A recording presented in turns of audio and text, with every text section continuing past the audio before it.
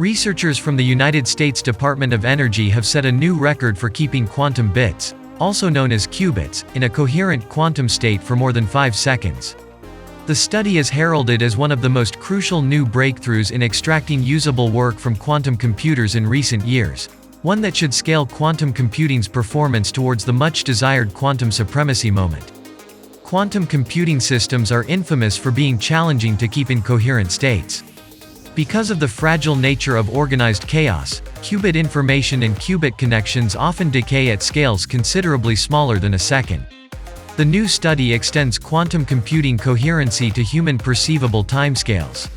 The researchers utilized precision laser pulses to add single electrons to qubits, a process they call single-shot readout. Welcome to today's episode of AI News. In this episode, I will show you what this new way of creating quantum computers will enable in terms of abilities and features in the short term.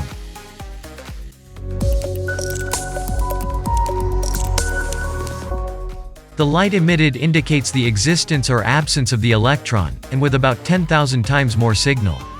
We can measure our condition much more simply by transforming our delicate quantum state into stable electronic charges. With this signal increase, we can receive a consistent answer every time we check the status of the qubit. This form of measurement is known as a single-shot readout, and it may be used to unlock a variety of beneficial quantum technologies. Adding single electrons is like clicking the reset button on your computer, but for quantum states. It removes any previously loaded mistakes. Qubits are sensitive to any external interference, allowing coherent states to perpetuate. The goal is to bridge the quantum and electron domains, and the material used is critical. The researchers took advantage of silicon carbide's intrinsic capabilities in both realms. We've effectively created a translator to translate quantum states to electrons, which are the language of classical electronics, such as what's in your smartphone. Chris Anderson of the University of Chicago, the paper's co-first author, agreed. We want to develop a new class of devices that are sensitive to single electrons while also hosting quantum states. Silicon carbide can accomplish both, which is why we believe it shines.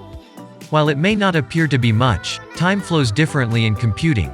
Transitioning from stable quantum states in fractions of a second to 5 seconds improves the amount of practical computing time taken from the available qubits. Furthermore, it opens up additional avenues for expanding processing capacity beyond pure qubit count. The researchers estimate that they can do around 100 million quantum operations in that 5-second slice. So, is it possible that quantum computing may pose a danger to Bitcoin and current government, commercial, and personal encryption techniques much sooner than expected? It is unusual to see quantum information retained on human timeframes. 5 seconds is enough time to send a light-speed communication to and from the moon. That's a lot of power if you're thinking about sending data from a qubit to someone via light. Even after it has circled the Earth nearly 40 times, that light will still accurately reflect the qubit state, paving the possibility for a distributed quantum internet. This technique might be used with quantum computing based on photonics to create a scalable, light-speed distributed quantum computing network. The researchers hope that their findings will pave the way for the construction of quantum repeaters. It is also envisaged that by using silicon carbide, traditional CMOS, complementary symmetry metal oxide semiconductor, manufacturing processes would be able to incorporate electron spin-based systems in traditional electrical devices that are sensitive to single charges. Although QCs have improved orders of magnitude in the last 5 years, they remain uneconomic for tackling real-world issues. Many of the functions they now perform may be performed on a regular laptop computer for a fraction of the price. 5. The issue with the usefulness of QCs is not a lack of use cases, money, effort, or even development. It's because contemporary QCs aren't yet powerful enough to handle issues that ordinary computers can't handle. We don't yet know the magic number of quantum volume, a measure of the combined quantity and dependability of the qubits that power a QC's computing capacity, that will enable QCs to be useful in the real world.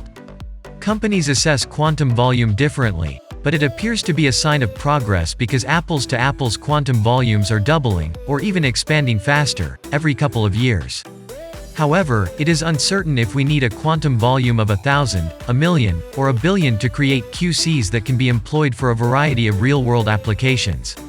Some businesses must pay attention and get a foot in the quantum door.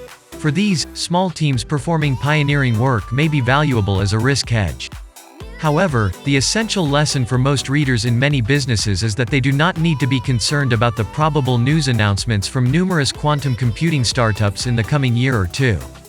Please don't get us wrong. Those firms are investing billions of dollars in R&D.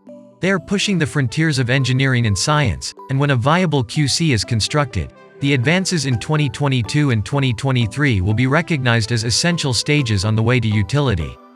However, it is unlikely that producing more qubits, producing more stable qubits, or even accomplishing both at the same time will result in a generally useful QC in the next several years. There have been several public announcements of a specific sort of QC that is handling real-world optimization issues like bus routing and radio cell design. The majority of them appear to be proof-of-concept studies rather than large-scale or ongoing deployments.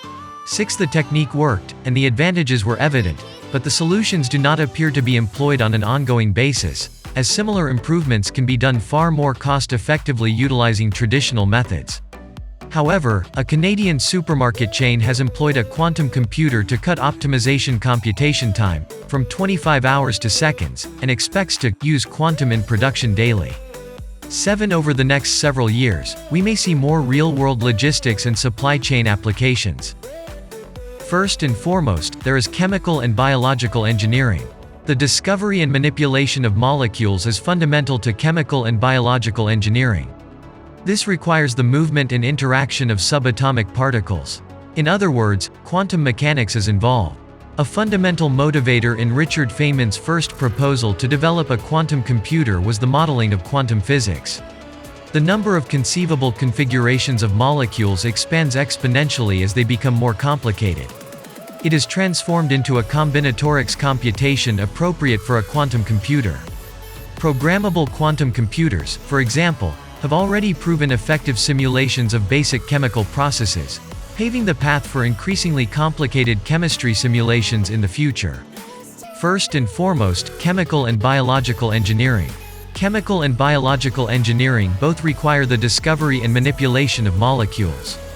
This necessitates the movement and interaction of subatomic particles. In other words, it incorporates quantum mechanics.